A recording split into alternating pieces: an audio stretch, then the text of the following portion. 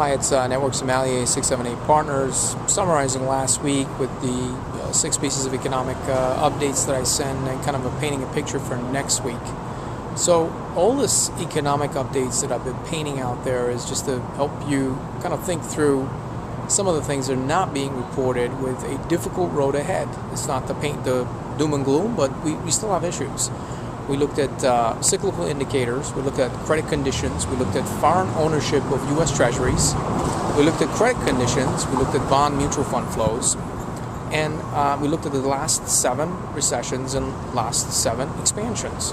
And the point being is that when you compare this last recession in 2008 versus any other recession in the United States history, we've always had an issue with one asset class blowing up or something happening, whether it was real estate, bonds, or equities in the previous recessions. During 2008, we had 6 of these different asset classes that blew up, went out of proportion, and became a bubble in some shape or form. So that's why the difficulty we're facing right now. And we've also been doing a lot of deficit spending, something not recently happening with all the legislation that's going through Congress and this president pushing through. This is something that's been building up in the last 10, 20 years. So in essence, what we need is we need to have a growing GDP. We need to permanently create jobs and stop issuing so much treasuries out abroad.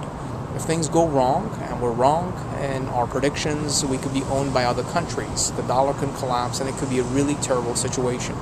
We know the developed countries are having lots of issues out in Europe, England, France, Germany.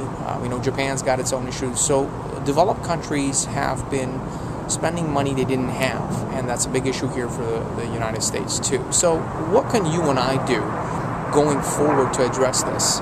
Essentially, it's about building tax deferral where we can, getting tax write-offs where we can, and actually going in a niche business to separate yourself from competition. This is where, if you're a private business owner, you can separate yourself from the competition.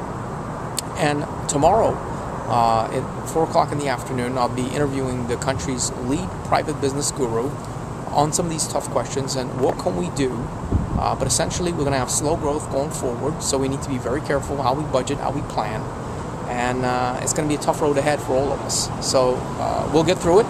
As I said, we need stronger GDP numbers. We need to develop more jobs. And once we do these things, the economy will slowly develop. Let's hope less banks fail.